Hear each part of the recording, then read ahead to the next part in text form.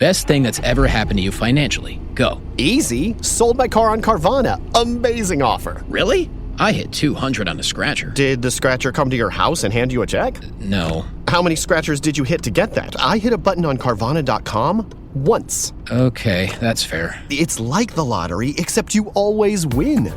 Not like the lottery at all, actually. Exactly. Inexplicably good. Offers worth bragging about. Sell your car today on Carvana. Pickup fees may apply.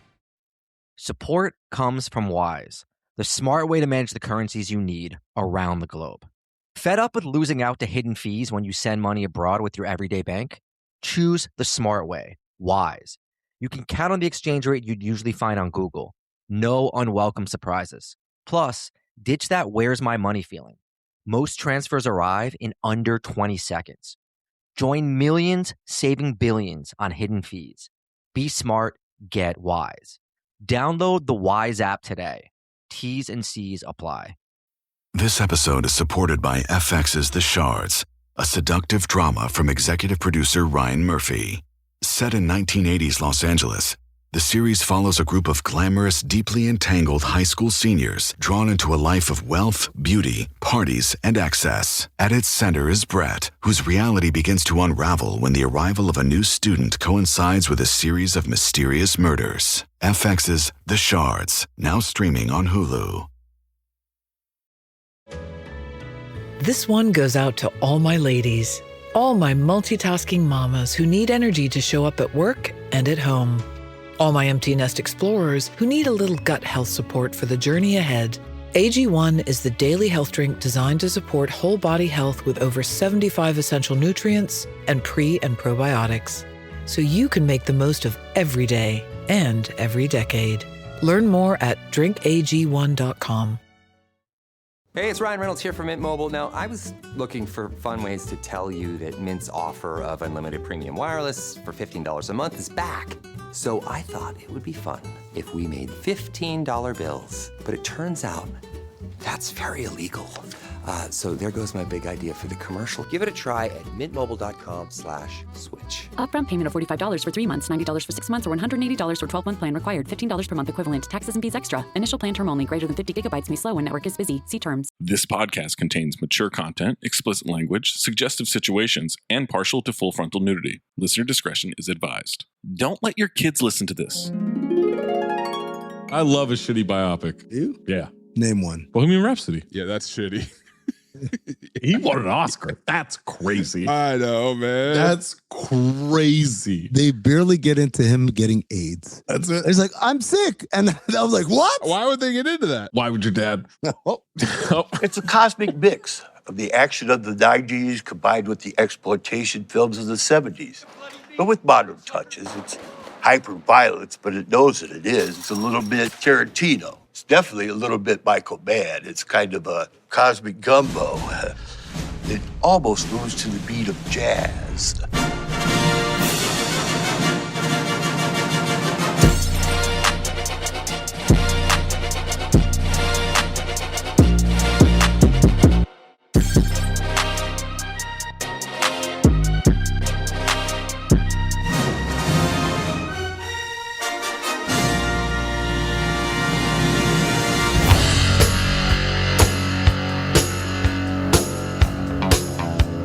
People are genetically inferior, or they're culturally crippled, or they're socially deprived. How come God couldn't make everyone one color, like tan? I wish I'd fucked a black broad before I got married. I could really feel 400 years of oppression and anger in every pelvic thrust. I can smell horny across an ocean. Not all women. Good for you, man. Good for you, good for you. Just the hot ones. Hello, Oprah. You're not allowed to go down on me for 1 month. No, Judith, Don't please. make me take away your masturbation privileges. Yeah, I'm horny too, baby. Hey, Chowman, come on down here. Will you want to exercise my dominance? Scaring. I'm getting a patriarchal urge.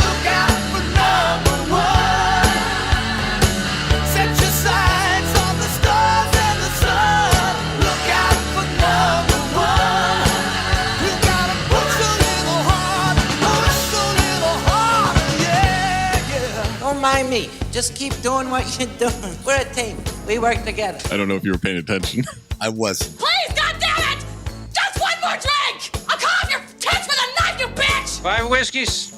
That's breakfast on the river. Yo, you have to clip it, Maze. Clip what? A fucking tiger? What are you talking about? It's not that hard. Just chop, boom, out. Wow, Maze has a really hard job. This is going to be the worst episode we've ever done. My people don't give a ding-dong diddly about what flag fly over Hawaii. You bore me, Fury. Where is the microfilm? It's nothing but a bag of meat and flesh and tendon. Why didn't they just name him Spaghetti Lasagna? Fuck, this movie's 2 hours long? Not the whole thing. This is like the John Gruden emails of movies. Do you like ducks? Or a trench coat full of bees flying around? Like, that would scare me. Imagine bees are cool. That's a duck, man. No, I get it. Coolio. You're the devil's baby, mama. I didn't lie, Annie. I just didn't tell you certain things. Don't play no reindeer games with me. An American ninja? What are you talking about? There is no such thing.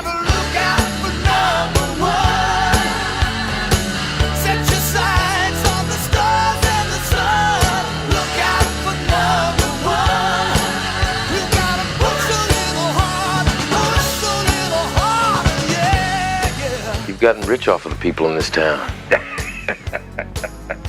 You bet your ass I have. And I'm going to get richer. Coughlin's Law. Go into incredibly descriptive details of the story so we all know. Oh, man. I wish I had better notes. Have you ever heard such a pile of shite? Once I get a DVD player, I'm going to watch Gallo Walkers once a day. Come here and give me a squudge. You know what to do from here, Internet. All right, cool. Let me Google how to open QuickTime. Justice is blind. He's got space dementia. But it can be heard. Time to find out exactly what this ooze can do. Pull a fucking rabbit out of your dick and phobe. I'm Temecula's newest hard-on, dog. Hey, look at here. Why don't we eat us a few thousand beers? You can tell me what's buzzing in the big bad city. Coming on, yeah! Look out for number one. Set your sights on the stars and the sun. Look out for number one.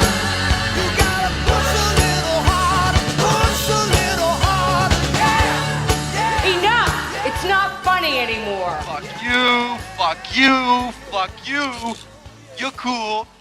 And fuck you, I'm out.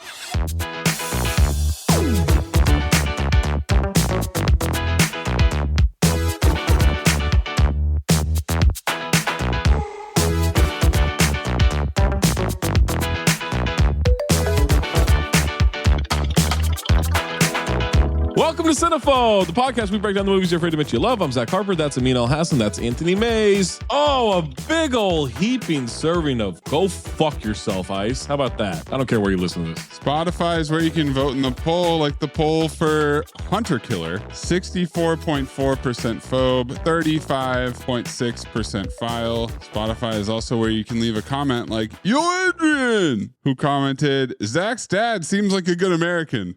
What happened to Zach? I'm a good American. What do you mean? Pop. Dad. My dad's way more liberal than I am, and I'm liberal. Served this country as your dad did. I served this country. When America came calling, your dad answered. One, I filed this movie. You anti-Americans did not. There was a lot of pushback on Reddit from the selection of this movie and Redemption. I said, I thought those were two fun episodes. They're like, oh, these movies are a slog. I'm like, the movie's not the content. Hunter Killer is a bit of a slog, though. No, I'm trying to tell them, hey, guys, the episode is the content. The movie is not the content. Here's what I'll say. You're going to listen regardless. So shut the fuck up and let us pick what we pick. We're 320 in. You like it. Shut the fuck up. The Dean8703 commented, Amin calling out the seaman for being in his underwear getting dressed while the sub alarm was going off. Like that wouldn't be him in that exact scenario, taking any opportunity to jerk off whenever he has 90 seconds or less. 100%. Hold on. You guys think I get fully undressed to jerk off? Was it Death Warrant where Van Damme's naked? Yes. Mm-hmm. You were like, oh my God, put me in solitaire naked. I'll jack off for the rest of my life. Like that's what you said. Word for word. I said not the naked part, but I would be. I jerking off for the rest of my life, sure. Oh, someone asked me this question the other day. Do you think you've had more beers? Hate that transition. Or more wanks in your life? Wanks. And I said easily wanks. Oh my God. I'm not putting down 15 wanks in a night. I am. Then they amended the question. They said, well, what if we include every hard seltzer, I'm like, it's still not even close. Include non-alcoholic. Yeah. I've had 4 different drinks today. Let's go over to volume of liquid. Oh, yeah. It's tough because towards the end. 12 ounces. 12 ounces? Leave us a review. Leave a comment. Make sure. Checking out CT5 episodes on the main feed. Leave us your CT5 suggestions and lists on social media or the Discord by subscribing to the Patreon. Patreon.com/countthedings. Ad-free episodes, extended cold opens, rewatching and live events, past, present, future. You get early episodes. I mean, months ago, that Rocky 5 rewatch, worth the price of admission. Yeah, somebody said it was the best one since Homie Spumoni. They might be right. That was a doozy of a rewatch. And you get access to the live watches of Bar Rescue episodes for Here's the Science, a Bar Rescue podcast with myself, Amin Al-Hassan, Chelsea Reynolds, Colin Cassick. And you get all the extra content across the CTD network. If you have a submission, submit it. Reminder, it needs to be 40% or lower on the Rotten Tomatoes audience or critic score. Crossover gave us episode 300, and we let Pluto TV take the fuck over, including Pluto TV watched us save a fellow soldier by not lifting a Jeep in a failed mission because thems do the planning and us the dying as a plane took off. And we ate some eggs while getting hammered on Bud Heavies in our barn kitchen before leaving to go rescue hostages. Except for that one dummy that landed on his neck as we had the most overt ops in military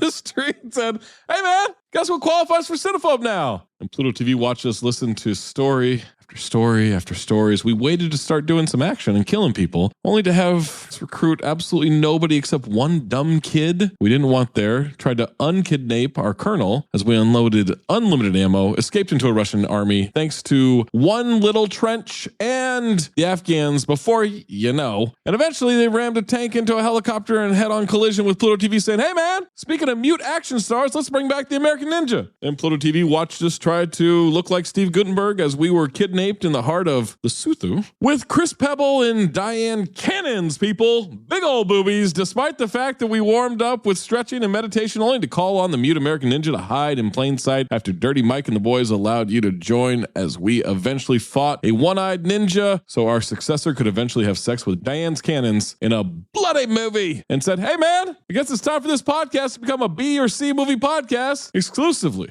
despite the fact that this is a bad idea. And that brings us to the 1996 action Bloodfist 8, Train to Kill. Is it Train to Kill? No. But why does it say Train to Kill on IMDb? Train to Kill or Hard Way Out. What fucking name is this movie? It gets crazier than that. Hummingbird. The synopsis is mind-boggling. I'm not happy with where this podcast is going. I'm thrilled. I have been screaming actors' names at my TV for days. Bloodfist 8, Train to Kill or Hard Way Out or Hummingbird stars Don the Dragon Wilson. Yeah, Don the Dragon. Oh, I got confused there. I was like, who's Don Wilson? John Patrick White and Gillian McWhirter. Don was in Robot Dracula, Bloodfist 1, 2, 3, 4, 5, 6, and 7, Future Kick, and repeat offender for Batman Forever. I wish I knew how to quit you. Wow, what was he in Batman Forever? It's like a gang leader or something, probably where Coolio was. He's also in Say Anything. Sure. No way. And Stealing Harvard. He plays the boombox. Oh, well, Don the Dragon Wilson starts as El Scorpio Macaroni. Careful. Sounded like you were throwing Macarena in there. Yeah, I don't know where that was going. John Patrick White was on 33 episodes of AJ's Time Travelers and repeat offender for Can't Hardly Wait. I wish I knew how to quit you. Makes sense that he was on AJ's Time Traveler since he traveled apparently from the future as an old man to return back to play his father's son. I call him the bingo son brother. Question mark? He's also in Tomcats. Jillian was in Nowhere to Run. Not that one. Oh. Bloodfist 7 and The Dentist 2. And Progeny. She stars as fake Laura Dern, or as I call her, Laura Fern. Oh, Flora Dern. Warren Burton, repeat offender for Green Lantern. I wish I knew how to quit you. I got him as Mr. Kruger from Seinfeld. I don't know who any of these people are. Oh, is that Powell? Yes, Powell. Okay. Yeah. Donnie Hare from Lion Strike. Well named Donnie Hare. He's Steve Ranadisi. Is that Pressburger? Yes. Pressburger? Media dining is what I called him. I had him as fake Dunleavy Jr. and then at one point Thud Bushler. Oh, that's a good one too. Yeah. He's also in Mortal Kombat. Richard Farrell from Space Jacked. Yep. Is he Irish? Is he not Irish? Yes. Oh, is this the Major? This is the Major whose accent comes and goes. Yeah. He's Irish though. Yeah. Okay. He died in Ireland. That's about the only information I could find. That's a good point. Yeah. John McHugh from Airplane 2. He stars as Captain Fatty McIrish. Oh. Sean Brewster from Space Jacked. And then there are 8 actors in this movie that have this as their only credit on IMDb. Connor Nolan, a.k.a. Ed Norton, who plays an Italian that has the worst Italian accent ever. To me, that was fake Chris Maloney. I thought about that too. Yeah. Brendan Murray, who plays the good CIA guy. Okay. I said, what accent is this? And then Mike O'Mahony, Bloodbath McGrath.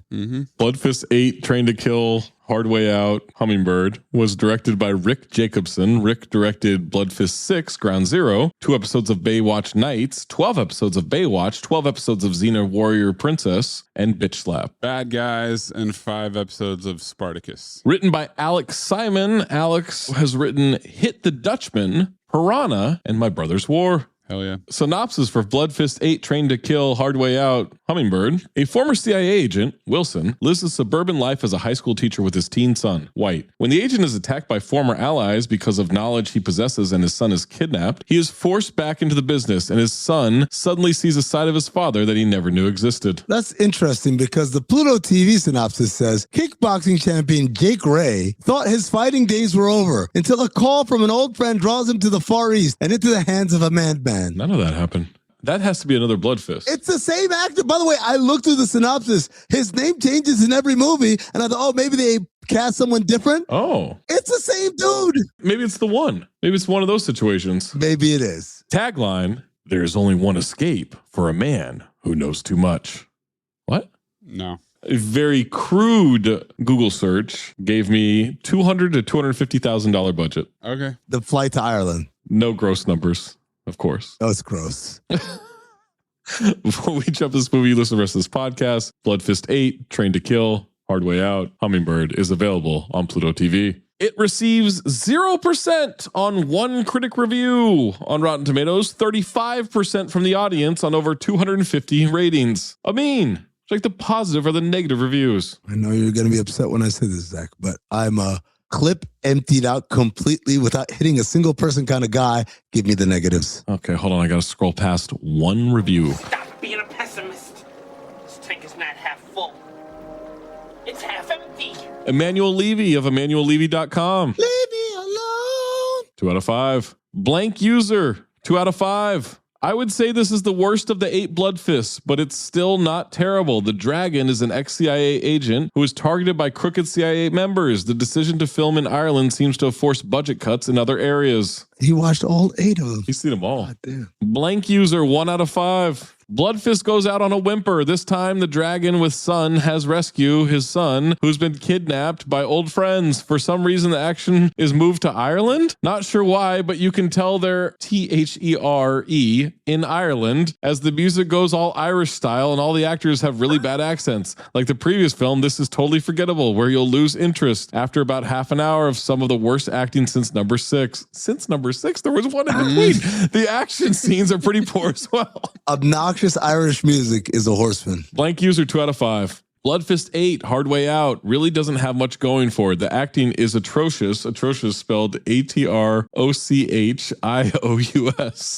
Atrocious. Atrocious. The story is full of plot holes, and even at 85 minutes, the film seems to go on forever. Same note, too. Perhaps the worst part is the terribly unfitting background music, which seems to be playing constantly throughout the movie. Sorry, but if this is an action flick, you need some music that feels like an action flick, not the pure mood soundtrack. Don the Dragon Wilson and John Patrick White star, along with a number of no-namers whose voice feel dubbed. Avoid. Same note, too.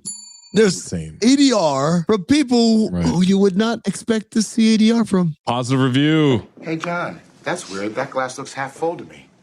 Wow. Now that you mention it, it is half full. Blank User, 3 out of 5. Good stuff. This franchise has legs. It sure does. Wait. It's 8 deep. What about the critics? The critic was Emmanuel Levy. He was the one negative. 2 out of 5. Oh, And then that's it. Those literally all the reviews. got it. We'll get Amin's first note, May's first note, and my first note after these messages. Unless you are a Patreon subscriber, patreon.com/countthedings. You get an ad-free episode right meow. This episode is supported by FX's The Shards, a seductive drama from executive producer Ryan Murphy.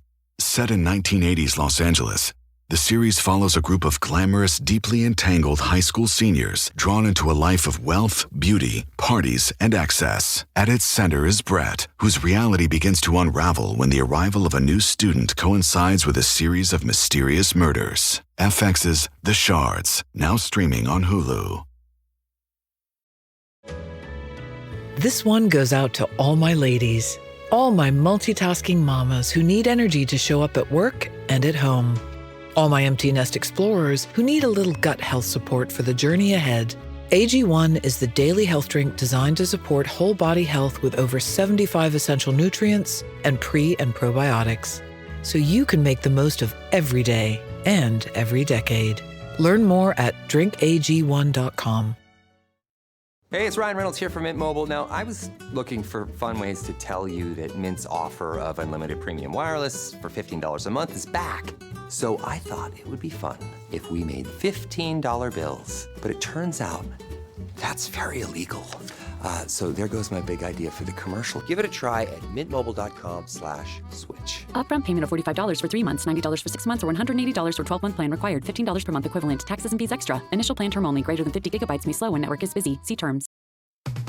I'm Amy Nicholson, the film critic for the LA Times. And I'm Paul Scheer, an actor, writer, and director. You might know me from The League, Veep, or my non-eligible for Academy Award role in Twisters. We come together to host Unspooled, a podcast where we talk about good movies, critical hits, fan favorites, must-sees, and in case you missed them. We're talking Parasite to Home Alone. From Grease to The Dark Knight. So if you love movies like we do, come along on our cinematic adventure. Listen to Unspooled wherever you get your podcasts. And don't forget to hit the follow button. Amin, what is your first note? God, I hope I'm watching the right one. 40 minutes in, I had a panic attack. I started the wrong one, but it only was about 20 seconds until I realized I pushed the wrong one. I was confused because I was looking at the synopsis, and then I thought to myself, not since Gnome Named Norm have we had collective ignorance on what we're getting into. Because none of us had ever even heard of this movie series. That's right, yeah. And then I got excited when I saw Dawn the Dragon Wilson. Maze, what is your first note? We have entered a new era. 8th movie in a series, direct to video, lowest possible budget soundtrack and credits. My first note, I'll repeat this. I've been shouting movies and actors at Pluto TV all day. I do not want to get sucked into this world. Jean-Claude Van Damme, Wesley Snipes. Oh, man. When you were telling the story last night, you had so much detail. The detail was so rich. It was rich detail. Go into incredibly descriptive details of the story so we all know. Oh, yes. Now it's time for the scenes. Here's what happened. Bow. This movie is 84 minutes long, and we've just spent the first 84 seconds going through the credits. Cut right to a saxophone. Toots Thielman Saxophone Month is back. Clip that saxophone, though.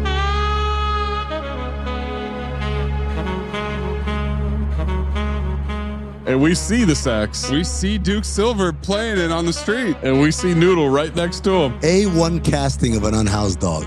That's what they look like. Fake Eric Estrada leaves the building and is walking down the street, checks out a woman. They call him Paul Rodriguez. Oh, they call him Eric Estrada. Man's watching him, starts to follow him in. Fake Eric Estrada starts shopping for groceries at this little mart. Ass on. Lurker is following him with his hand in his jacket. Has anyone ever had their hand in their pocket and not on a gun? Yeah. Wallet. For an extended period of time, holding it, walking around with your hand in your pocket. Never know when you're going to have to pay for something. Pulls out a gun, he cocks it. Eric Estrada grabs fresh milk. Maddens. He's suspicious. Why does he walk all the way up to him with a gun? You got a gun. You got to kill him? Just shoot him. Maybe he's not a good shot. Good point. Gun on the back of the head. Eric Estrada got the drop on him. How? Yep. Pull the trigger. He sensed them from the milk. He touched the milk and the milk told him. And now it's karate time. He disarms the guy. We've got Fake Estrada fighting Fake Maloney, headbutts him, starts fighting back. He breaks his neck. From the back. Reverse neck break. From the back. Dropped it down. That was pretty tight. Yeah. Oh, the clerk, Joseph Gordon-Levitt, pulls a shotgun on him. Don't move. And he's not shooting yet. Knife right to the chest. He grabs the cash from the register, walks out. Well, I'm here. I might as well rob the cash register. Hides his face, throws the cash at the feet of the sax player. And now Duke Silver gets to have himself a nice dinner tonight. And that dog. Cut to the morning. Cops are there zipping up a body bag. Let's get it out of the way. Let's pencil everybody in for ass on. Yeah, but there's one guy that stole my heart. No. From an ass on perspective? Yeah. I'd love to hear this. No, they're all equally as bad. Equally? No. They're all a 10 out of 10 ass on. This isn't a communist society, Zach. We've got a confirmed kill. What? That's affirmative. Jargon? Get me McGraw. 20 CB cell phone and the 20 CB collarless shirts. I had one of those. Wore that to prom. Cut to school. Don the Dragon teaching math classes in front of a 20 CB projector light. Does he have a bob? He's got a Lord Farquaad. That's what he's got. Yeah, he does. Checks his watch, assigns lessons 6, 7, and 9, and chapter 22. Sean Astin digging a pool. I don't buy a second of math from him. Ass fully on. I love how this math classroom has maps on the wall. Yeah. Because you never know when geography might kick in during the math class. Absolutely. And they keep cutting a dude. Oh, he's making faces the whole time. Oh, he's teaching college? I thought so too. Given how old the guy in the class was. How old everyone in this fucking school is. Debbie is 40. Oh. So then he says, I noticed you got in pretty late last night. Oh? God, he better be his son or little brother or else took a real creepy turn. Don the Dragon, I guess they live together? I don't know what you expect me to do. You don't have to do anything, Rick. Dad. No, I mean Rick. Don't worry about me. You haven't for 15 years. Why start now? Him yelling dad is going on the soundboard. No. Yeah, of course. Of course. Not of course. This doesn't have to happen. I laughed hysterically. He is his dad? They're the same age. Now Chris is in the science lab putting his boombox back together with duct tape. Is he MacGyvering this fucking thing? What's happening? Same note too, bro. And also 20 CB, it's a boombox. Two broads come to check out Don the Dragon. Fake Rebecca Lobo and fake Isabella Rossellini. Yes! Please clip in 30 Rock. Oh, damn it, Johnny. You know I love my big beef and cheddar. Definitely Rebecca Lobo. I call the other one a quintessential Meg. Should I ask him? Honey, you should, because he's not going to ask you or anyone for that matter. Horny Substitute Teacher Month is back. Shout out to Mac and Devin. Don't shout that out. Back to high school or whatever the fuck that movie's called. Exactly. Oh, he's just shy. Are you sure he's not attached? Not as far as I know. Good luck. Lobo walks in. I'm Marilyn Daly. I'm a substitute. Her voice is ADR. Everything is ADR. That's not her talking. They were too cheap to have mics on set. He wants to know if he's going to the awards banquet on Friday, or if not, go with her. Friday night? You're seeing someone. I should have known. I'm really sorry. Don the Dragon gives way too much exposition. Hello, exposition. I have a son, Chris, but his mother and I were never married. What? He's a bastard. She died in a car accident 2 years ago. He just said you've been dead in 15 years. Well, what's happening? 13 of those, he was fucking around, apparently. I'm sorry. Bell rings. He tells her to wait. He would like to go out with her Friday.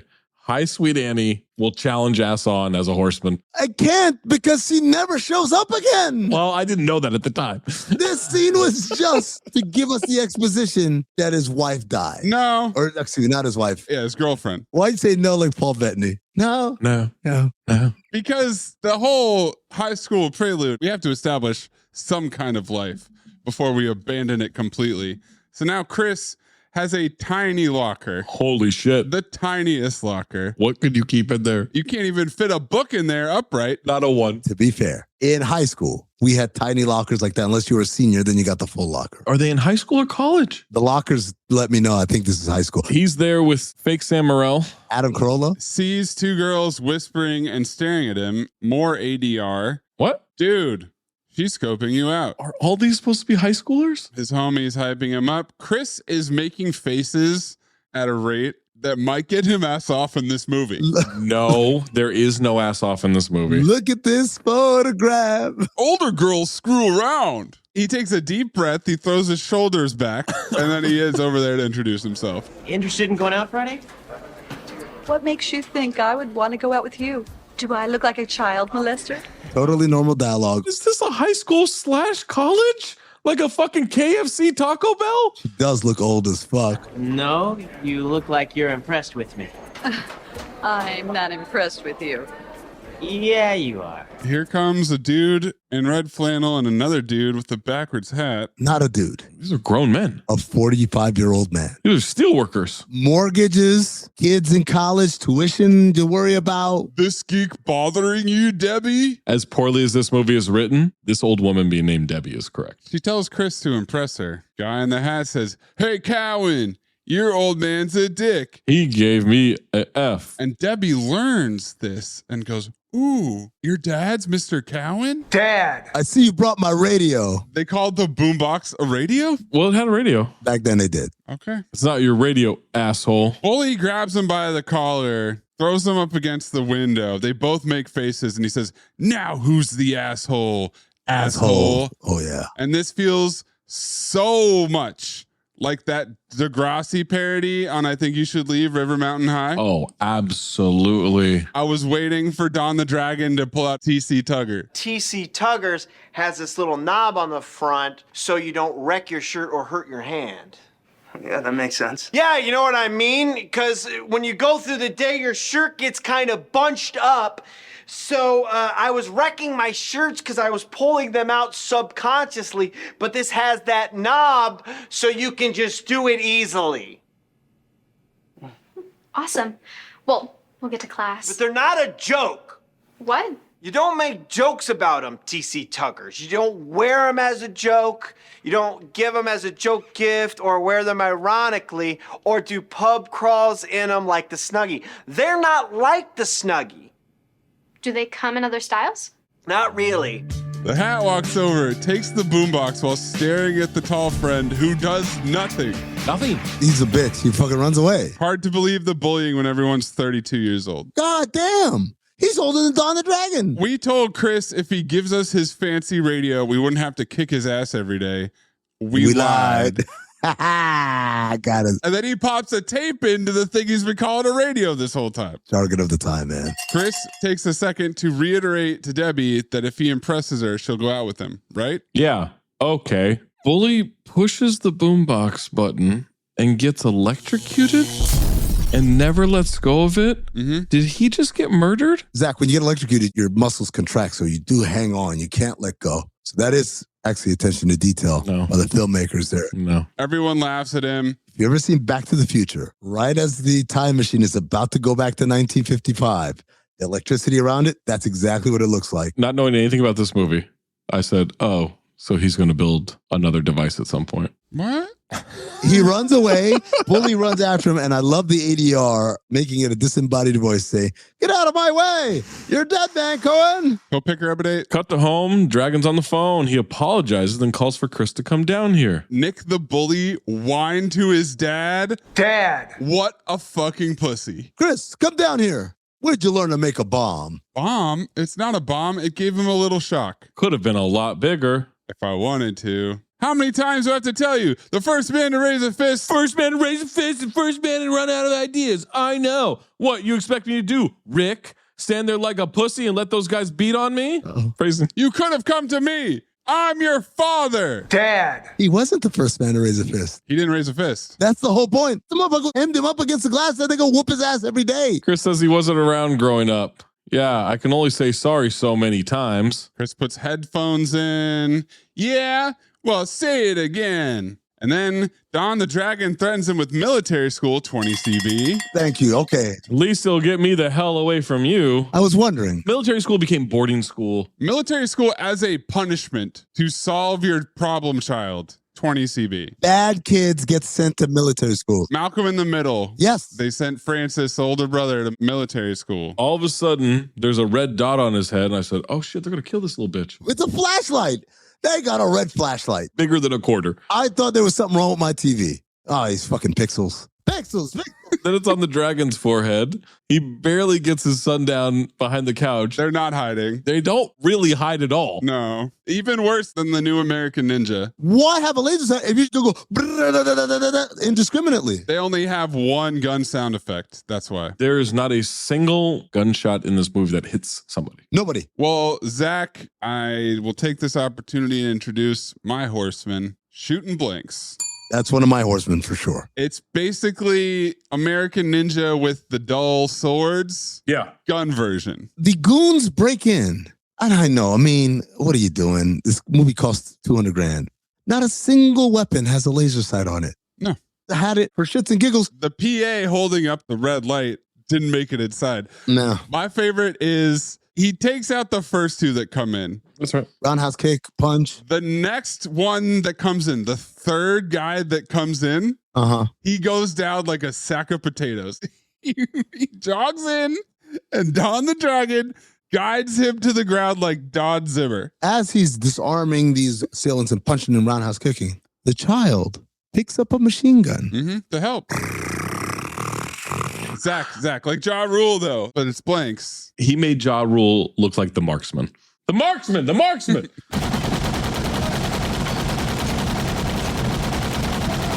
Everybody's dead. Is he trying to murder his dad? Yes and no. Trying to murder Rick. Where were you during the murder? I was making love. I was making love to a woman. Yeah. Murdering some ass. I'm not trying to jump ahead. If you wanted to end this movie in 6 minutes, I'd be fine. But the kid finds out that his father's last name's not Cohen. He doesn't know his dad's first because his name's not Rick either. No. The goon who killed the guy in the liquor store runs away. And Dragon runs after him? No. Don the Dragon asks Chris if he's all right. Starts searching the corpse of the young man who just attacked him. Pulls out an ID. The laziest identification. This cannot be what an Italian driver's license looks like. No? Patent de Guido. It's the Guido patent. Do you see the name on the license? Roberto Benigni. Roberto Benigni. They didn't even try. It's a reference. Hey, what's the Italian name? Roberto Benigni? And it's a common name, Zach, just like Luca Ferrari. Don the Dragon then takes his handprint in blood. Paper! Did he kill these guys with kicks? Yes. Is everyone that he kicks dead? Yes. He's the dragon. Later on, they tell him, you've killed a lot of people in America. You are dead. Chris wonders where he learned to fight. Don the Dragon won't acknowledge him. Nope. He's distracted. Rambo formula. Chris calls it the best conversation they've had in months. Let's just say my past has finally caught up to me. What? Yeah. Then he turns and breaks the fourth wall for a second and then runs off. Cut to the federal building in Los Angeles. Doesn't look like it though. Department of Justice. Oh, it is the FBI. Doesn't look like a federal building or Los Angeles. No, it sure doesn't. He takes Chris with him. Of course. Walk in. Security guys there says, can I help you, sir? What is this accent? I don't know. I thought we were in Los Angeles. Where'd you get transferred from? Southern Los Angeles. Southern Los Angeles, not Prospector, Los Angeles. Yeah. Don the Dragon wants to see Michael Powell. He calls himself McReady. There's no Powell here. Knows the procedure. He worked for the agency to make the call. Listen, pal, you've got no clearance. You're out of here. The guy tries to push Dragon. He assaults 2 CIA agents. He grabs Chris. They run up the stairs. Code red on 7. What's 7? Security guys come out the back with guns in their hands. Yeah. Surely they stop from a safe distance and say, freeze. Right up to him. Oh, okay, that's a horseman then. People walking up to other people despite holding guns. Don the Dragon knocks everybody out. Secretary picks up the phone. Chris hangs it up. Wouldn't do that if I were you. Suit claps slowly. Bravo, Mac. Glad to see you haven't lost your delicate touch. Chris gives a very normal look at what's happening. He might be asshole. No! He's ass up. No, we're not doing this. They sit down in his office. There is a massive CIA seal behind him. Like a flag on a World Cup field before the game. Huge. And in case you weren't sure, there's another one on the wall opposite. Of course there is, in case you forgot where you are. What's it been? 2 years? Hello, exposition. McReady stares at him and I said, Rambo formula. The exposition is flowing freely as Chris is doing the math, making faces. And he looks at the pop copy ID. Italiano. Interesting. Fake Mike Dunleavy Jr. wants to know what kind of ink that is on the paper. B negative. Got his ass. TGT. He says, you know, Pressburger. I said, Pressburger? Pressburger? What? Media dining. What is up with his nose? His entire face is fucked up. But his nose looks like a chunk has been taken out of it. We probably got kicked by the dragon. Don the Dragon calls him arrogant. Powell breaks it up. Sees things never change. Time for some exposition. The issues at hand are these. 1, you've been targeted for death by a hit team. 2, They've underestimated you. How's that an issue? If anything, it's a benefit, yeah. 3, next time they won't. Oh, it came back around. Yeah, I'm upside down. But who are they? And why are they after us? How much does the boy know? The boy doesn't know Jack, and he's getting a little pissed. I see he's got your sparkling personality back. Let the boy watch. I used to be in the CIA. You? In the CIA? What, like James Bond? Come on. What part of all this feels far-fetched at this point? His son, who just watched him take down multiple assassins and federal agents. Murder. Doesn't believe it? Who asked for the boss, gave a different name, and then they walked into an office with 2 giant CIA seals on it. Operated out of Italy from 1985 to 93. Surveillance expert in overt ops. We're back. He was the best. An artist. An artist in overt ops? Yeah. Real name, George McReady. McReady. Chris heard all this and has to recap it all to make sure that he gets it. My father used to be a CIA secret agent. Cowan isn't my real last name, and now someone from your past is trying to kill us? More exposition than I expected. He does this to torture me. Powell informs Dragon that he made a lot of enemies in his time with the agency. Difficult to figure out who is coming after him, but with his time and help, he can figure it out. With certain stipulations, such as, come back, Cobra formula. Come back to me, Mac. I've never had a right-hand man that equals you. What? Oh. And I thought about Arrested Development when Lucille goes to see J.K. Simmons. Yeah. God, that touch.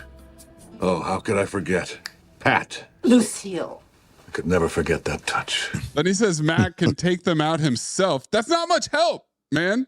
Your plan is to tell him who it is so he can deal with it? Fake Dunleavy Jr. says he's never had the balls to find people who took out his little girlfriend. And then the kid said, what's he talking about? Bingo Chris doesn't get it. I'm from Indiana. Chris, you dumb bitch. But Don the Dragon says he's not coming back. Ever. Powell can't force him to come back. But if he stays a civilian, no security clearance, he can only give him a safe house. Until I find who's responsible. Fair enough? Does he give him a yes? Stares like a bingo. Rambo formula. Cut to a man getting into his car and holy shit, it blew up. It takes so long though. It took a real long time because we are in a get to 80 situation. Get to 80 is a horseman. They didn't give us any exposition who this guy is, just like they gave us who Paul Rodriguez was, other than the fact that they were both murdered by the same dude, who apparently shops at Steven Seagal School of Spy Equipment. The biggest fucking detonator I've ever seen in my life. It's taller than he is. It's such a long antenna. Oh my God. Collapsible. Cut to Chris and Dragon being driven by an agent. Chris wants to know how his mom really died. It was a car bomb. Guinness, Bailey's, and Jameson. It was meant for me. Did mom know about everything? Yes. Cut to the woods. Blonde woman. Their car pulls up. She hugs Don the Dragon. Fake Laura Dern. Glad to see Michael hasn't lost his touch for surprises. And I thought, not losing your touch, horseman. It did come back though, unfortunately. Damn. This is the end of that. Introduces fake Laura Dern to Chris. Your dad's always bragged about you. What? The kid asks about date night on Friday. You're being hunted by an assassin hit team. Yesterday, you shot up your own home with a machine gun that wasn't yours. You think you're going out on Friday? I think it's the same day, Zach. Get the fuck out of here. It cannot be the same day. How come not? Because it was the end of school. Unless cutting to the car bomb is to show that it's at night. Oh, for fuck's sake. It's a small cabin in the woods. Danielle is going around in a white tee with no bra. Yeah, of course. She made some calls. Former team killed. When? Monday and just last night. Oh, okay. There you go. And there's the last name. It was last night. Kill Squad works independently. Kill Squad? Mutually for the Italian intelligence. What does that mean? Independently, they're on their own. Mutually together for someone else. Independently, though. We gotta break down the script writing. Don the Dragon asks about Leone. She shrugs. Good. Gotta take them out or they'll be targets. This is my favorite. Fucking instantly, someone says, there they are, and a fuckload of guys come from behind trees like ninjas. That's the golden dumpster. And they're all firing. Nothing like announcing a sneak attack by shouting that. There they are. And they're all wearing leather jackets. Can we not do anything and keep it under wraps? This Delta Force, American Ninja, no one can be subtle. Over off month is back. This crew of assassins, they bought it at the fucking dollar store, dude. All of these guys. This is a fucking Costco Kirkland palette of assassins. No, that's too nice. Costco, you might get some value out of it. She hides behind a tree, goes to grab her gun, and this dumb fuck kid knocks the gun out of her hand. Disarms her. What? He's a CIA agent, and he's a high school student. Knocks the gun loose so that they can take cover. Fuck. The running down the hill of these goons. The jogging down the hill. None of these are stuntmen. The finest assassins. Including the blonde guy who runs right up to McReady, bounces, doesn't see him, and then we pull out. Right behind him, the guy jumps and turns around. McReady kicks him. Then he runs parallel, shooting 2 guns at a guy with a machine gun. Nobody hits anybody. No. He throws the guns away because he has no more bullets. Correct. He's out of ammo. I thought he threw it at a hotel. Not a single hit from across the way. He's choking out the hippie guy. Who breaks the fourth wall? Look at this photograph. He looks right at me. Of course. It'd be easier to name the people who don't break the fourth wall in this movie. He runs up behind fake Sons of Anarchy and kicks him in the neck. Kicks him right in the neck. Then 2 jump kicks. He's dead. 1 goon left. Dragon throws a stick to distract him. The guy runs up, starts firing at the stick, kicks the guy, sweeps his leg, knocks him out, grabs his gun. Now he has another gun he can empty and not make contact with. Fake Maloney gets in the car. Okay. Louis Pinnock. He's calling on a big car phone. In Italian. La mia seconda squadra è morta. È molto più trattato che a mia viviteto, non le come le altre 2. Il mio tempo è molto prezioso. Devi pagare di più se la vuoi. Il doppio. Allora bene così. Ci penserò io. As someone who's been taking Italian for a long time on Duolingo, I picked up very little of it. My second team has failed. His skills are much sharper than you informed me, not like the other 2. My time is very valuable. You want him. You'll pay more. Double. And he does the Italian money gesture about 4 times. Golden dumpster. He's reading his lines. How do I know, you ask? Because he's wearing the thickest sunglasses, and you can see the reflection of the fucking script in the glasses. He also doesn't even pretend to listen. Put me down for a phobe. He says double, and then he blows right through and says he'll do it himself. Yep. They could not have cast a more Irish-looking person to play Carlo Giannini. Dragon runs down, gets Chris and fake Laura Dern. Did you get everybody? I don't know. I think I got them all. I thought we were supposed to be safe here. We're not. Running through the woods for this chat. There's a leak somewhere. Don the Dragon's going to take them to see an old friend, the Major. Danielle doesn't trust him. Don the Dragon wonders if she's got any other suggestions. And Chris's eyes, bingo Chris, going back and forth. So fast, like young Frank Dukes. So where are we going? Ireland. He said it like Paul Bettany. Ireland. Ireland? Same question too, bro. How do we know it's Ireland? Get to 85 Irish B-roll. Some unbelievable B-roll of the Irish coast. Oh, there's some cliffs. And the music. It kept going for so long. And then a Lucky Charms airplane touches down. That's Air Cunnilingus. Howl's in a gray turtleneck. Finds out Don the Dragon is in Ireland. Oh shit, that's just what we need. Ireland. What? Now what? The last thing we need is an international incident, especially when things are cooling down over there. What are you talking about? Pressburger's down. I always did love a Guinness on tap. I said, he said it. What? Oh, wait. Pulling up to a huge castle house. Castle? Bingo Chris has the doofiest look on his face. This music as they look around the place. They're wearing the same clothes, but somehow have acquired coats in the process. There's a butler to look after the luggage. Major will be down in a minute. The butler's accent. Mwah. He is as Irish as can be coming down the stairs. I see. Chris says, nice pad. 20 CB. How are you, my boy? You're looking wonderful. You're doing pretty well. Retirement must agree with you. Bad writing. Well, you might say that some of my investments paid off. I'm better not knowing, I'm sure. Something. Fine looking chap. I said, wait, no, he doesn't have an accent. Then he says, I understand you're in a spot of trouble. And I said, oh, he's Irish again.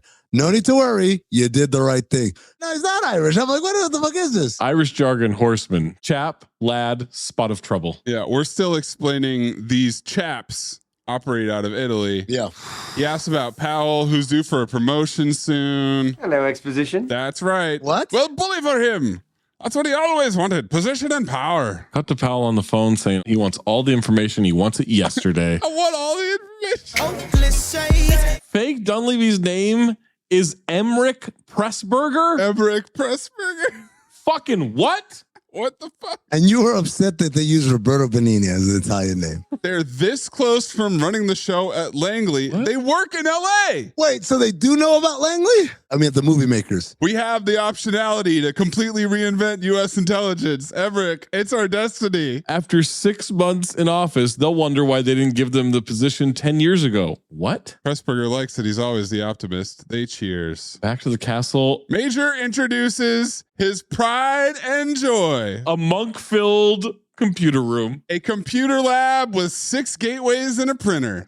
I said, this is the computer lab from Fulmer Hall on GT's West Campus. Now, these computers only hooked up to one intelligence database, right? No, Zach. It's a satellite system hooked up to every intelligence database in the world. Dog, you couldn't send an email off one of those computers. What do you mean? Seems more like the Major can have 5 friends over for a Counter-Strike LAN party. They're going to play Warcraft. All 6 of those computers powered up might connect to Netscape Navigator. Duke Nukem. But you have to have a good surge protector because otherwise you'll fry your circuit. Yeah. This is a pretty, for the time, sophisticated setup. Don the Dragon says, since when do you need a machine to do your thinking for you? Yeah. This is Zach whenever we send anything with AI in it. Correct. That's right. Don the Dragon is unimpressed. Bernard the Butler fed all the info into the computer and all it said was crumpet.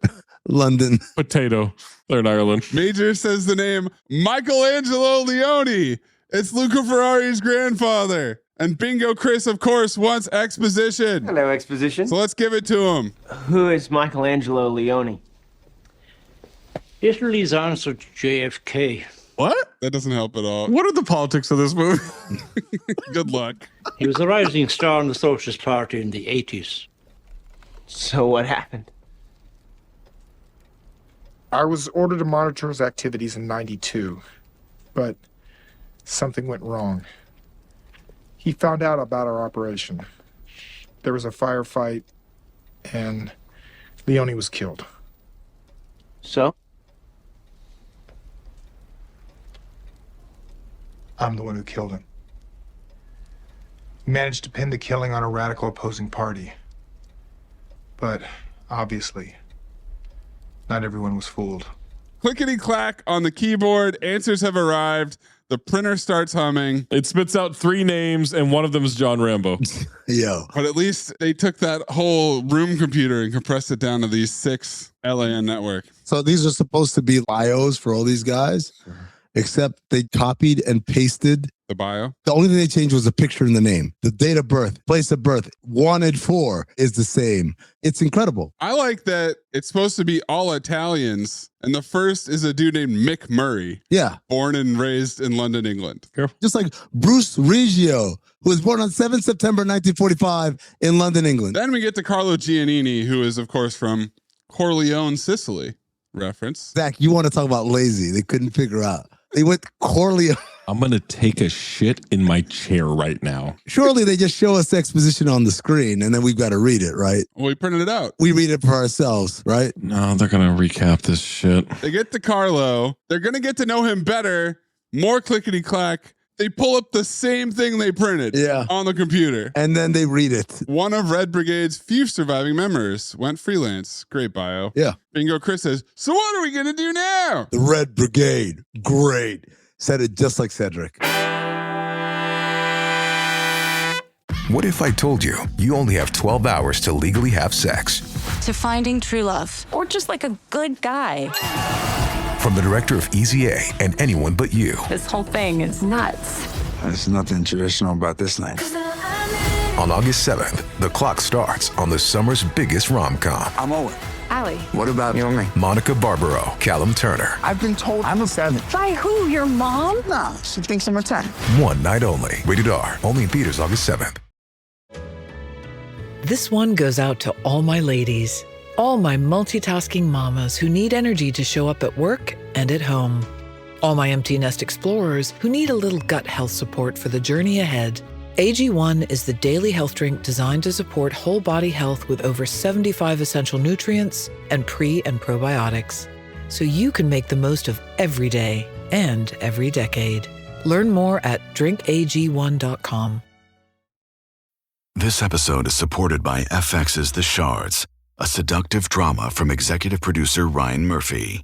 Set in 1980s Los Angeles, The series follows a group of glamorous, deeply entangled high school seniors drawn into a life of wealth, beauty, parties, and excess. At its center is Brett, whose reality begins to unravel when the arrival of a new student coincides with a series of mysterious murders. FX's The Shards, now streaming on Hulu.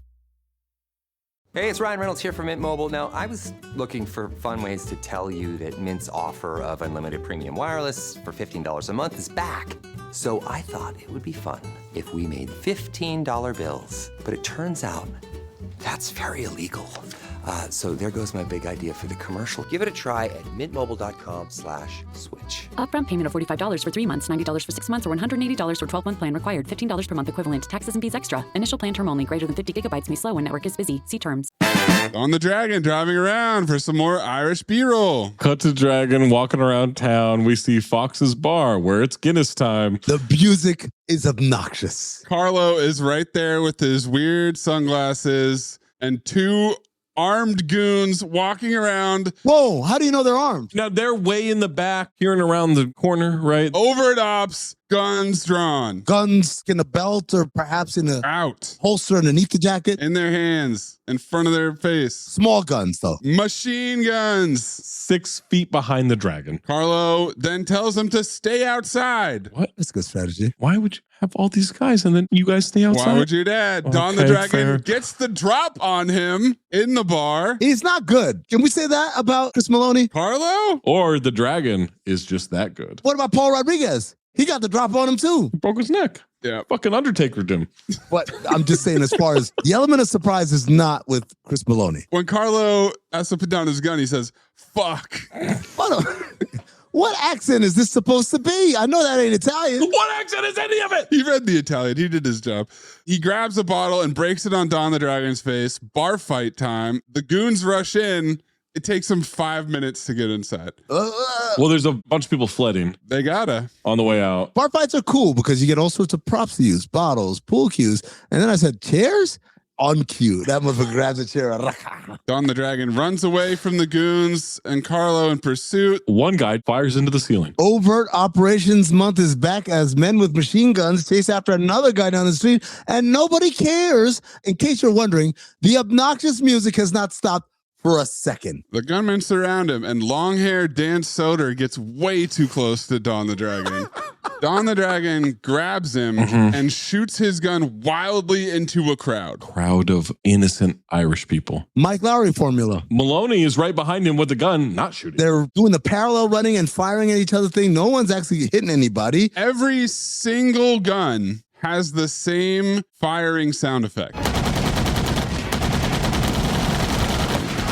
And they all fire into a crowd and hit no one, Sean Astin. Last guy runs out of ammo. Don the Dragon hears the clip being reloaded in slow motion. It's interesting that he ran out of ammo because everyone else had the code for unlimited ammo that they put into their Game Genie. Not Don the Dragon, because he threw his guns away. That's what you do. When you run out of ammo, you just throw them away. While my man is trying to reload his clip, we get in slow motion Don the Dragon running up, slow motion kicking him in the chest and giving him cardiac arrest. Yes, instant death. I mean, you didn't describe that quite right because we see Don the Dragon gunless. We see the other guy take out this clip and Don the Dragon looks at it.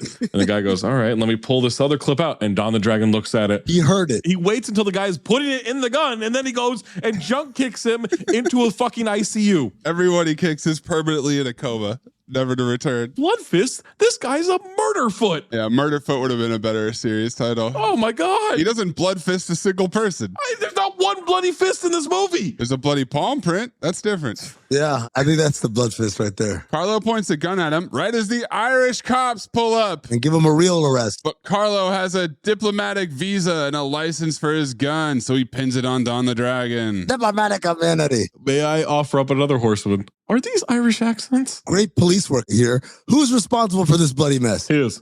Oh, okay. It's like the one. Not since the one. Not since. Which one of you is bad? That guy. Kill my bodyguards. I'll be happy to file any report. Okay. God forbid we do any ballistics or. All right. I'll talk to you later. Maloney says, say goodbye to your kid. The cops grab Dragon. Dragon tells him he's going after his kid. They read out Dragon's address. A Yank? I hate Yanks. I once took my wife during a holiday. Worst time of my life. She got banged out. Worst time of my life. And I had to yank the whole time. And that's what makes me think of it. You can't just let him get away. Ever heard of diplomatic immunity, son? Don the Dragon throws off 2 cops, shoves the main one into the wall, steals a gun and car. Golden dumpster. Gets away. Then a huge truck pulls into the alley and blocks the cops. Detective Yank fires at the car, doesn't even hit a windshield. Not a tire. Well, in the car chase, Don the Dragon is shooting out his window. Not a single dent in either car. Nope. Shooting blanks has locked it up. You know why? Because they rented those cars. There's no way they could break a windshield and then replace it. He runs out of bullets, throws the gun away. At another hotel. Hit the firing range or something, man. No. Police car says Garda on it. Looked it up. That's what the police cars in Ireland say. Wow. Like they were really in Ireland. Attention to detail. They fast forward this car chase Benny Hill style. Back at the castle, General has info on Maloney. Hasn't visited Italy in the last 5 years. Operate exclusively out of the U.S. What about the documents? What about the pipeline? Forgeries! Someone has access to the data banks. Wants him to think he's working for the OSPP. Danielle wonders, who could that be? Oh, well, of course. My boat! Boom, she shoots him right then. With the silencer. The shit was longer than my slide whistle. Is everyone shopping at the Steven Seagal School of Spy Equipment? Is this the gun the Joker had in Jack Nicholson's Batman? Wyatt Earp is shooting this shit, man. Right when Powell arrives, they might still need the boy alive. Well, there's no way that these two are... And he kisses Danielle. Oh, they're involved. Okay. Hi, sweet Annie. Back to the car chase. They're on the beach? These cars are rubbing. Dragon's ramming the shit out of them. Flipping and sliding, trading paint. Carlo's car hits a rock and flips over. Don the Dragon jogs over, drags Carlo out.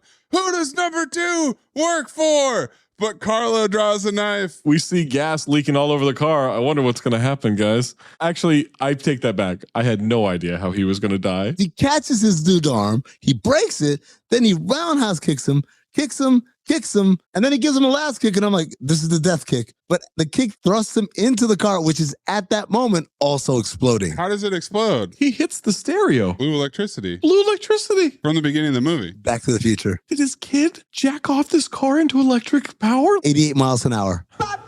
Someone explain that explosion to me. You're dead. If you can correctly explain how that would happen, I will file this movie. So the gas leak. 20 CB? The wires of the radio. Oh, Ireland? No. 20 CB Ireland. Crumpets. Car blows up. Cops pull up. Now they have the dragon surrounded. The fat Irish cop is back. Watch him. He's quick. How'd they catch up? Well, the truck moved eventually. Cut to the goons with Chris. No word from Maloney. We move on. They put Chris in the car and drive off. End of scene. Chris was gone for so long. Swear to God, I'm not trying to be funny. When they brought him back in the scene, I was like, who the fuck is this guy? Is this one of the other CIA guys? Oh, fuck, that's his son. Cut to the police station. Don the Dragon trying to explain everything to the fat Irish cop with Recap's position. He's a former overt op from CIA. They tried to kill him and his son. But he did come to Ireland to ascertain, which I appreciated. And I was just trying to ascertain whether or not Muck was involved. Trying to ascertain? Yes. Okay. Let's not change the subject because ascertain. Detective Yank asks if he has any idea how many people he's killed back in Los Angeles.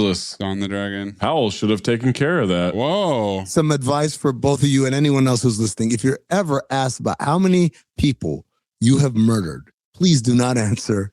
Someone should have taken care of that. But that's for us. That's not for the cop. He didn't even hear it. Got it. He said it out loud. Yes, so he can see the gears turning in old Don the Dragon's mind. He's an artist. What gears? First gear. That guy doesn't have a fucking thought in his head. Well, he does have a thought. The thought is, let me exposition all of my secret identity and everything right now to the most basic level cop I've ever met. A guy whispers in the fat cop's ear, afraid I've got some bad news for you.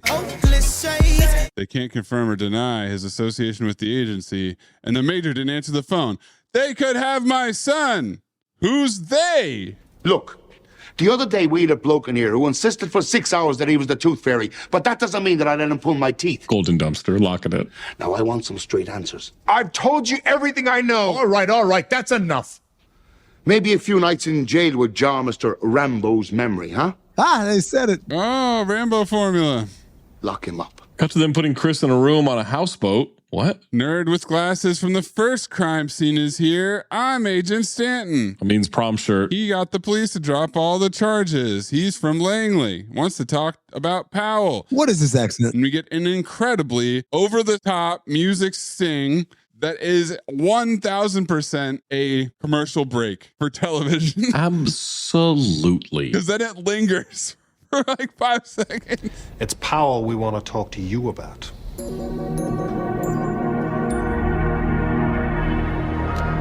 Bingo Chris picked his handcuffs? Yeah. Luckily, there's a bunch of wires, random gadgets, and Windex in the room. He's MacGyver, guys. Remember the exposition from the beginning of the movie? That's all you need. And Bingo Chris says, bingo. Same note too. Stanton and Dragon pull up to a cemetery? Perfect meeting place. There's another agent. Witnesses already taken out. They believe Dragon was set up in the Leone assassination. There's too many Mac names in this movie. McGreedy, McGrath. Powell was nervous. He couldn't keep influence in Italy. His career would be over if true. That's why he had to take Leone out. This doesn't make sense. Look, we are wasting time. His son's in danger. We'll deal with that at the appropriate time. Once they have the information they need against Powell, they can look for his boy. He and Pressburger followed him there. Should be easy to find. They're here. Look. Gotta go get Chris now. We know what we're doing. You'll have to do things our way. They decide not to push him. He just gets in the car, drives off. More 80s action music. No, that's porn music. Okay. Driving straight across a lawn back to the majors. Nobody's home. He's dead. Butler has blood all around his brain, but sure, check his pulse. Why not? Puddle of blood with a massive fucking hole in his head. Okay, I think he's dead, guys. This will be a good test for Zach's level of engagement at this point because he checks the major next. Did he? That motherfucker's breathing. Was he? You were checked out. Wow. Checked out. Some shit or I don't know. Wow. I thought we'd get a Zach rant. Wow. Me too. Him breathing might be the best acting in this movie. Oh. He finds exposition confirming that Powell is the bad guy. And just then the phone rings. It's Powell. Why are you picking up the phone? How did Powell know to call him right then? Or has he just been calling nonstop all day long, hoping by the time he gets there? Nice job with Giannini. You want your boy to live? Be at the docks in an hour. We got your boy. Got your boy, exactly. The roughest, toughest, coarsest boat. Cut to the docks. Pressburger says he should have let him handle Dragon. Well, look on the bright side. With Giannini dead, that saves us the trouble paying him. What? Bad guy. Powell lights up a heater. It all worked out quite well. Have this thing ready to pull out as soon as he arrives. And I said, uh-oh. Don the Dragon can't do shit now. Back to Bingo Chris making his homemade bomb. And fat Steven Seagal walks in. Doesn't notice. He turns around, pretends that he's handcuffed. The dude goes past him, fumbles around on the desk for some shit, doesn't realize anything. Yeah. Not satisfied with not getting caught, Bingo Chris starts talking shit. What are you looking at, shithead? Shut up. Did your mom have any kids that lived? Leading to this gem of a line delivery. You're pretty cocky for a kid on death row. And this guy has stolen my heart for ass on. I'm ass on. Oh, wait, he didn't say that. I just wrote that note. What does that mean? Did your mom have any kids that lived? He's an abortion? What are we possibly arguing about? We're not arguing. We're just trying to get to the bottom of it. Don the Dragon drives to the docks, looks around. Danielle pulls a gun on him. Oh, Laura Fern. Why, Danielle? What can I say? It's nothing personal. It's just business. Thank you. They want to swap him out for his bingo son. Powell's excited. The guest of honor has arrived. Hit it again. Don the Dragon brings up the promotion. Don the Dragon calls them all crazy. Pressburger cocks his gun, points it at Don the Dragon's chin. You have no idea how to deal with men of power. What? He points it from a good distance, right? Walks right up, gets right under there. Wait, has this guy been Thud Bushler this whole time? Powell makes him back off. Exposition that he needed to bury the Leone hit. Oh my God. Hello, exposition. Pressburger wants to finish the job that he started 2 years ago when he killed Don the Dragon's ex. Get the boy, get us out of here. And the boat captain gives a thumbs up. The boat starts moving. I really like the boat captain. Your old man's here. What's the matter, badass? No more cracks about my mother. Okay. You know what your mother and a football have in common? Pigskin. What? Didn't get it. Okay, that's enough. You know what the difference is? Your mother and a pile of garbage? Garbage gets picked up. And I said, okay, that one was funny. I said that's enough, God damn it. You know, kid, you got a lot of guts. What? He dropped something in his coat pocket. He put on the handcuffs just in time for this dude to take the handcuffs off. They bring Chris out to the deck. They push him to Dragon. He's fine. Powell thinks their interaction is amusing. Let the boy go. No telling what he knows. Yeah. The only thing I know is fixing radios. And that's not enough. He stares right at his dad. He nods vigorously. And he counts down 3, Nope. 2. No. Oh, okay. My bad. You're right. 5, 4. No. Okay. Where? 10, 9. Nope. No. 20. Maze, you got to clip Homer Simpson in witness protection. Oh, now when I say hello, Mr. Thompson, and press down on your foot, you smile and nod. No problem. Hello, Mr. Thompson. I think he's talking to you. Tom the Dragon has no fucking clue what his kid is talking about. He's not picking up on any of these hints. Danielle walks over to the goon and pats him down. Pal, like father, like son. Nice try, kid. Kill them both. She yells, get down. The goon, oh, shit. Oh, shit. Massive explosion relative to the canned sound effects noise. Look at this photograph. I got still shots of his body being injected into the fucking stratosphere. Everyone scatters. I can't. I'm not doing 7 more of these. Yes. I'm not doing 1 more of these. Come on, man. The ship drops anchor. Don the Dragon and Bingo Chris run away. Danielle is face down. Powell flips her over. She's got some ash smudges on her cheek, and Powell is pulling on her face, so she must be dead. Yep. Danielle.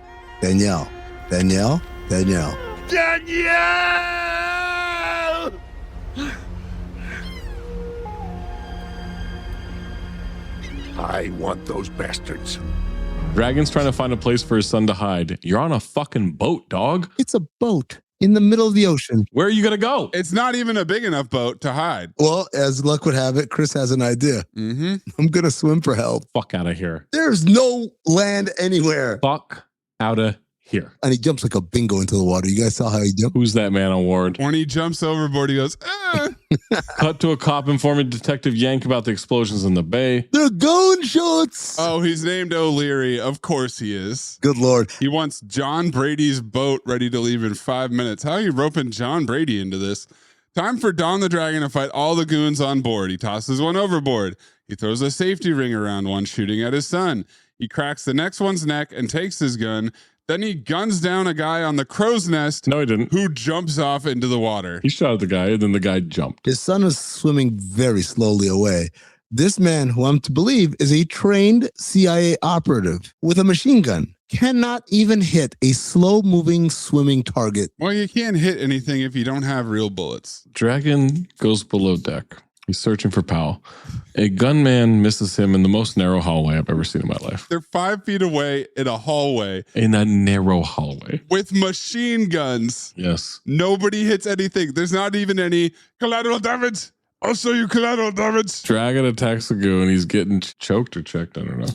Dragon scratches his eye, beats him down, takes his gun. Detective Yank sees Chris in the water. They're going to go get him. Man in water. The kid is nowhere near shore. I facepalmed. Dragon's below deck more. Powell's after him. Nearly shoots him as he gets into the engine room. Now, how do I know it's the engine room? How do you know, Zach? There's a handwritten sign on the door. Someone wrote in chalk on a door, engine room. He's got a new gun. Will he shoot anyone or run out of bullets and toss it and resort to hand again? Now, the bad guy, what's his name? Mr. Kruger from Seinfeld is down there and he's talking shit. What's his name? The Dragon starts telling him an exposition about how the company knows he set him up. They've been up your ass for 6 months. Company's been up his ass for the last 6 months.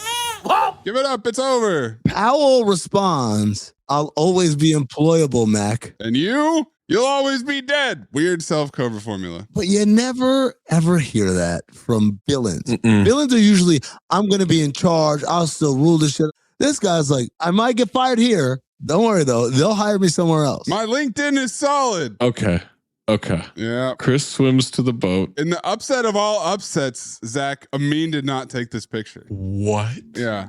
The way they lift him into the boat? Him being picked up out of the water? Dude? At this point, I was in a hurry to finish the movie. I paused it. It did not pause at the right place. And I was like, fuck it. Someone else has this. I would rather die in the most horrific drowning accident possible than to ever be picked up like that as an adult. Armbar right up the kid's crotch? Yeah. I'd rather be tortured in Guantanamo Bay. Fist right between your cheeks. Flip you over. They haul him out of the water and grab his ass. They say, get him a blanket. Towel, a blanket, yeah. All he says is his name, Cohen, which forces O'Leary to have a reaction and figure it out all on his own. Christ, get me to that ship. Cut to the engine room. Shooting blanks. Pressburger's here too. We're parallel running and shooting, and of course, everything misses. Not a single ricochet. Don the Dragon eventually guns down Powell, then ducks to avoid Pressburger. And then runs out of bullets. Climbs back up the ladder. They struggle for the gun on the deck. Now it's time for some kick punching and blood fisting. Is this the big boss fight I wrote? Meanwhile, on the cop boat, one of the other cops pulls out binoculars, barely sees the outline of the boat, and says, 2 men on the deck. There's some activity on the deck. I said, bull fucking shit. I think I got this wrong, guys. I'm sorry. It's not fake Mike Dunleavy Jr. It's not Thud Bushler. I think this is Psych Baron Holes. They're trading blows, and there's so many cuts like Liam Neeson trying to climb over a fence. O'Leary won't have backup for 15 minutes. Pressburger grabs a gun and fires on the police boat and shoots them all, right? He fires on the police boat, but somehow misses everybody. Dragon uppercuts him, and he does a fucking flip into the water. That's it. Where he floats like a log. He does. Face down, ass up.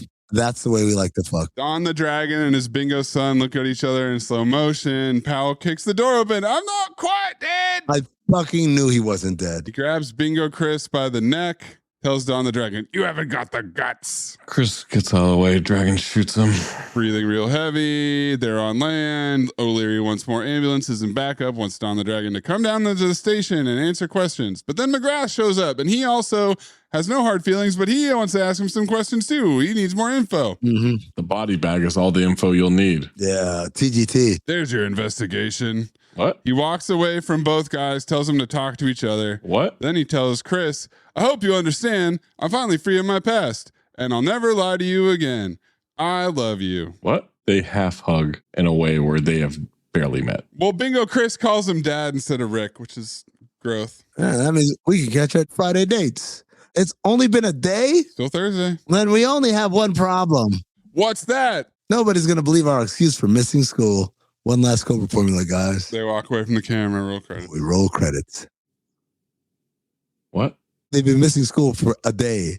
Mr. Cowan didn't show up, and Chris didn't show up for class. What are you going to tell them? They flew in 1996 from Los Angeles to Ireland. Had a whole day there. That's a day. Seatbelts fastened. Tray tables in an upright position. Here we go.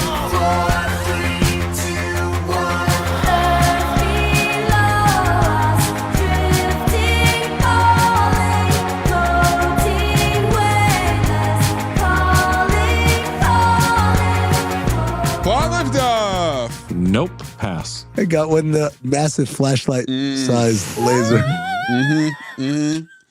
I have right after that when Roberto Benigni attacks Don the Dragon and his kid. Roberto Benigni. Yeah. Fuck. Why don't you try telling us what the fuck happened? Plot summary, 1 minute and 25 seconds. Amin. This is my pick? You blood-fisted this. Amin picked this? Yeah. This is your pick, Maze. This is yours. No, I picked American Ninja 4. Oh, he did. Well, Zach picked American Ninja 4. Oh, Zach picked Rainbow 3. This is your pick, motherfucker. Oh, shit.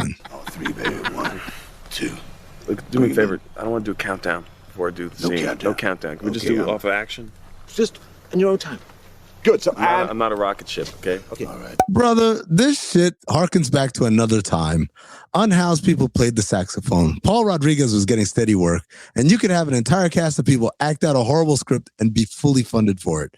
Don the Dragon Wilson plays an undercover retired CIA operative named El Scorpio's McReady, and he pretends to teach math at the same high school his bingo son, who's about a year younger, goes to. While he's planning on smashing Rebecca Lobo and the rest of the WNBA All-Star team, his kid is getting bullied and having to make IEDs that would make Statham march him out in gunpoint if this took place in Fallujah. While he's disciplining his son/peer, they are attacked by the sloppiest hit team ever, so he kills them, and his son/coworker shoots everyone too. They take a bloody handprint, I guess, as identification? I don't know. Then they head to the federal headquarters, Los Angeles, to meet with the CIA chief, Mr. Kruger. Nobody who works there has ever heard of him, though. 30. Until he comes out of his office and claps his hand dramatically. He tells McGrady to come out of retirement, but he won't. So he sends them to meet fake Laura Dern, a.k.a. Laura Fern, in the woods where they are immediately ambushed. Laura Fern suggests they escape to Ireland, where they meet with Major... Either he is Irish, he doesn't, I don't know. Ed Narton tries to kill him. He fails. Cops arrest McGrady and lock him up at Narton's word. Laura Fern kills him. Maybe he is an Irish guy. Mixed out with Mr. Kruger, who's behind this all. The kid named McGrady's Bingo's son/brother and go on a boat. Jesus. I didn't realize it was that short of a movie. It felt a lot longer. How much more time do you think you need? Another 30 seconds. You can have 30 of mine. I'll have 54 seconds. All right, let me get that clock back up. You don't need the clock. Just go. 30. The kid named McGrady's Bingo's son/brother, and then they go on a boat. McGrady turns himself in. The Bingo's son/uncle creates another IED. This kid might be on a watch list, and puts it in one of the goons' pockets. Then has the longest countdown ever, which his dad does not pick up on at all until the bomb goes off. He jumps in the water. He swims away. Cops rescue him. McGrady and Chris Maloney have a fight on the deck to the death. And they all turned out just fine. All right, Zach, so you want 54 seconds? That's all I need. Okay, 3, 2, 1. How did we get here? How did we get to this point where we trust Pluto TV? And then it takes us to whatever the fuck this Bloodfist thing is. By the way, not a single bloody fist in this movie. A bloody palm from a kick, but that's it. Don the Dragon McReady is a teacher who was a CIA agent who now is being gunned down for things in his past. They try to kill him and his son. 30. His wife/girlfriend was blown up in a car bomb years ago. He tries to get help from the CIA. They say, nah, not happening. We can put you in a safe house though. Where is that? Of course, it's in the woods. Where? No, they get found out because a bunch of guys jump out and go, there they are, in some overt ops. And then they decide like, hey, you know what? Let's go to Ireland. We got a major there. He's got the biggest fucking computer room in 1996. He helps him. He dies. It turns out it's a big CIA operative. He has to go and kill some guys on a boat, including the longest countdown in bomb history. Quack Attack is back, Jack! 3, 2, 1. We start with a confusing father-son relationship between a teacher and a high school student that will be unpacked over time thanks to exposition. After threatening to send his son to military school, they are both attacked by random Italians, and the dad kicks the shit out of them, revealing a hidden fighting prowess. It turns out Dad worked for the CIA as a surveillance expert in Italy. He was an artist, and his past has come back to haunt him, so he goes back to his old boss, who tries to bring him back into the agency. The dad refuses, instead opting to be moved to a safe house in the woods, which is attacked before they even set foot inside. So the only logical next move is to fly to Ireland and visit an old friend known only as Major. Thanks to a highly sophisticated computer lab with access to every intelligence database and Counter-Strike LAN, we learn that the Italians are connected to a political assassination from Dad's past, 30. which also led to his girlfriend and baby mama dying in a car bomb. The dad sets a trap for the Italians, but ends up killing them all and gets arrested by Irish cops. At the same time, his old boss turns out to be the bad guy and kidnaps his son. Luckily, his son is a future terrorist who can make bombs out of Windex and blows up a henchman on a boat. Dad fights his old boss and rival, killing them. The son swims to Irish cops for help, even though Dad doesn't really need it. And they both make it home in time for their Friday night dates just fine. Quack Attack is back, Jack! I forgot that Deb called herself a child molester. She sure did. Well, she said, do I look like a child molester? That's right. Well, we'll cover that coming up. And look at this photograph. Well, we sure will. I assume it's a menage. Oh.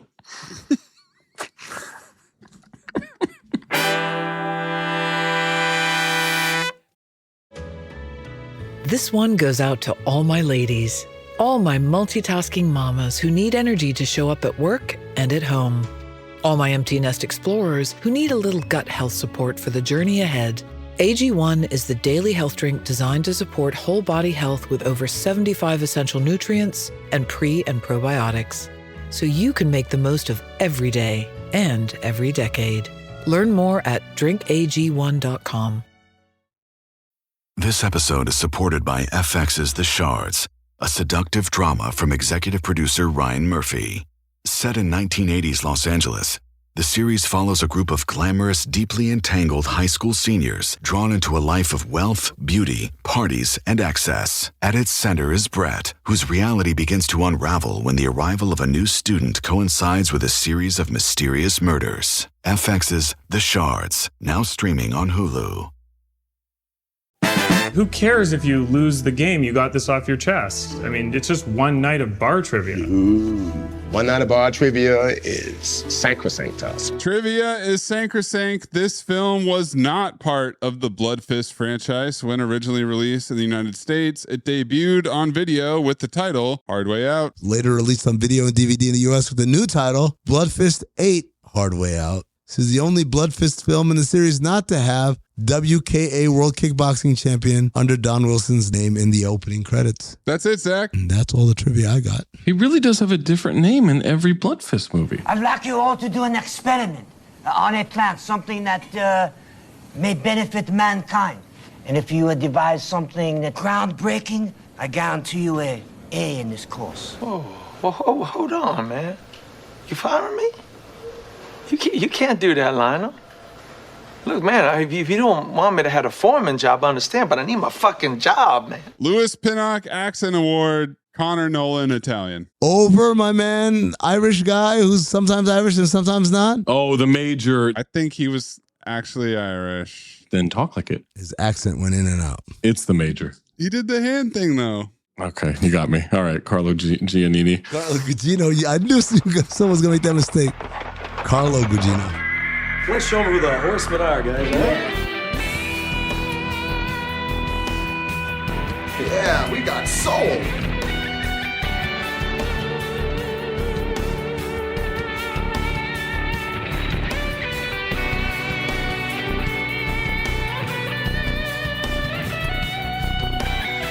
Five Horsemen.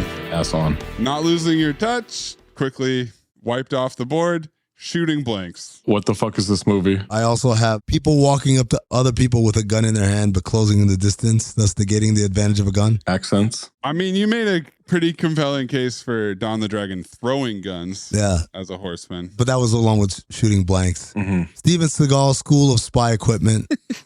Yeah, that's it. It's shooting blanks, man. Not a single bullet hit anybody. It's ass on. No, ass on's the next category. Yeah, shooting blanks. Breathe in through nose, out the mouth. Ass on, ass off. Teddy Rex, Moosey Teddy Rex. Teddy Rex, Moosey Teddy Rex. Ass on. Fuck it, ass off. Ass on. Fuck it, ass off. Michael Biehn Memorial Ass On Award. Yes. Everyone. I concur. The entire cast. The goon guarding Bingo Chris that gets blown up. The entire cast. I'm with Zach. I think everyone's terrible in this. Yeah. Don the Dragon Wilson is fucking awful. That they gave him 8 movies. Dad! At least with Van Damme, he's a bad actor. Okay, hell of a fucking martial artist. It's not for his acting, it's for the fighting. This dude's not even good at that. That's why they got to cut so much. It's everyone. Check this out. $1,100 is exactly what I charge for acting classes. No, it isn't. Yeah. Well, what are the chits? Universe? You've done it again. Carl Weathers Memorial Ass Off Award. Nobody. Bingo Chris. Not a chance. John Patrick White as Bingo Chris Cohen. Zach, you see, he makes these faces. It's not great acting, but it does liven up a scene that otherwise would be pretty dead. It genuinely doesn't matter what I say here. It's a 2-to-1 situation. Pick whoever the fuck you want. It should be nobody. Nobody is even remotely better than the next person in this movie. Bingo Chris. Thought he brought it. You're good at keeping secrets? Absolutely. Because I've got a present for you. Secret present outside by the dumpster. Is it a baseball mitt? To fit you like a baseball mitt, like a glove, I hope. Golden Dumpster nominees. Italian identification for Roberto Benigni.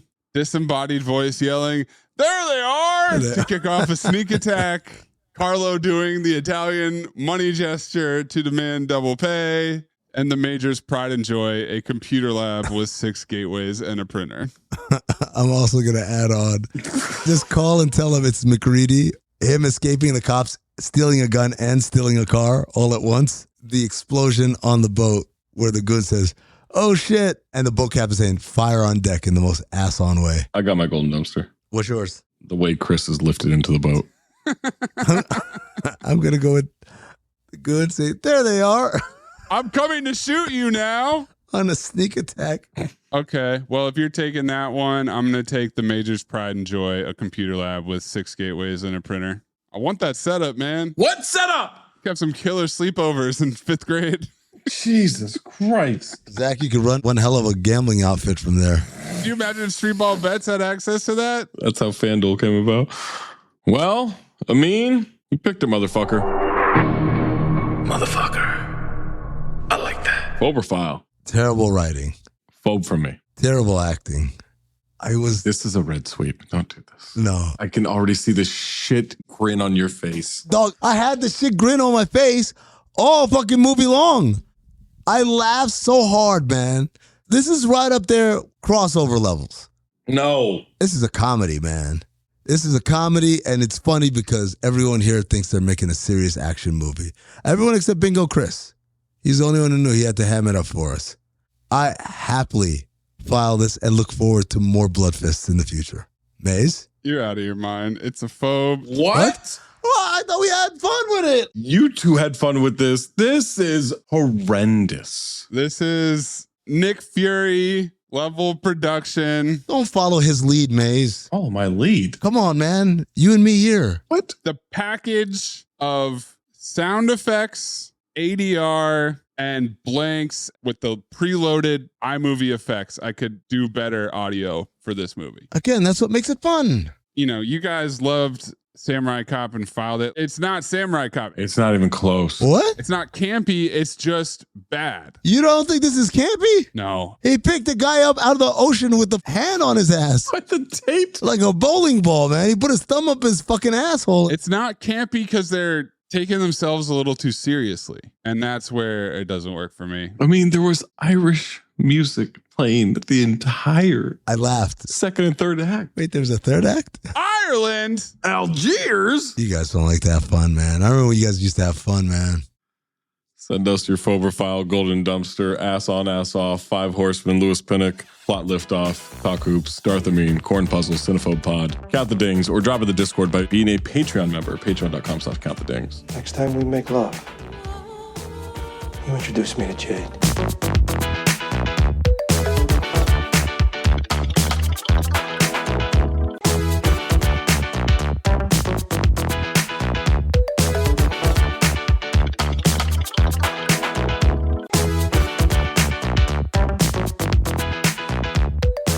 Recommendations. How many Bloodfists did you get? The first 3 were all Bloodfists. I got 2 Bloodfists. And then when I extended it out, I got all the other Bloodfists. I looked up the synopses of the first 3 Bloodfists, and this is the part where I really got confused. Bloodfist 3, Forced to Fight. An innocent half-Asian kickboxer is caught between 2 other races at war in prison. Bloodfist 7, Manhunt.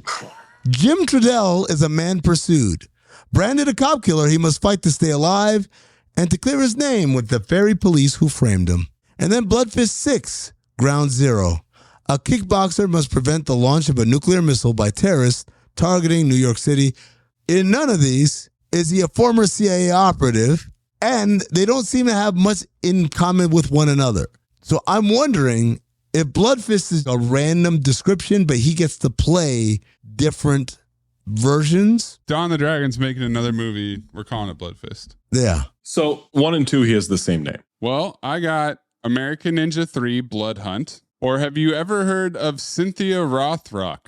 I don't know. Is this Cobra Formula? I don't know what you're doing. I've never heard of her, but she's got 2 movies called Martial Law and Sworn to Justice. Justice. But she's a female martial artist. She's 5'3". She's from Wilmington, Delaware. International Sports Hall of Fame. She's a Hall of Famer. 2016, the Martial Arts History Museum called her the official queen of martial arts. Technology has really betrayed us, right? I'm not just talking about Pluto TV right now. I'm talking about it's disgusting what these companies, in terms of data being currency and everything, have done. They listen in They invade our privacy. Except when we say pixels. It's awful. Pixels, pixels, pixels. And yet, me screaming things at my devices brings us a fashion designer must join forces with a CIA agent to combat terrorism. Cynthia Rothrock? Unfortunately, we're bringing Rob Schneider back into this. But thankfully, we're bringing Jean-Claude Van Damme. Knockoff. Where'd that come from? That wasn't one of your suggestions? It was the middle one. I got Bloodfist, I got Knockoff, I got Bloodfist 3. Hold the fuck on. What is going on with this poster? Yeah. That looks like a Jean-Claude Van Damme mask. Did he get some bad surgery? It looks like Harry Connick Jr. is trying to pretend to be Jean-Claude Van Damme. What's going on? Is this him with the gun, you mean? Or what are you talking about? That's him with the gun. Oh, boy. Can I spoil the tagline for you now? Sure. Knockoff, the synopsis is a fashion designer must join forces with a CIA agent to combat terrorism. Tagline, there is no substitute. And you'll never guess who's the fashion designer. Was it Rob Schneider? It's not Schneider. What? It's Van Damme. What? I thought he was the CIA guy. Film noir. Who's the CIA? My twin brother was CIA. What if I told you you only have 12 hours to legally have sex? To finding true love. Or just like a good guy. From the director of Easy A and Anyone But You. This whole thing is nuts. There's nothing traditional about this night. On August 7th, the clock starts on the summer's biggest rom-com. I'm Owen. Allie. What about you and me? Monica Barbaro, Callum Turner. I've been told I'm a 7. By who? Your mom? Nah, she thinks I'm a 10. One night only. Rated R. Only in theaters August 7th. Hey, it's Ryan Reynolds here from Mint Mobile. Now, I was looking for fun ways to tell you that Mint's offer of unlimited premium wireless for $15 a month is back.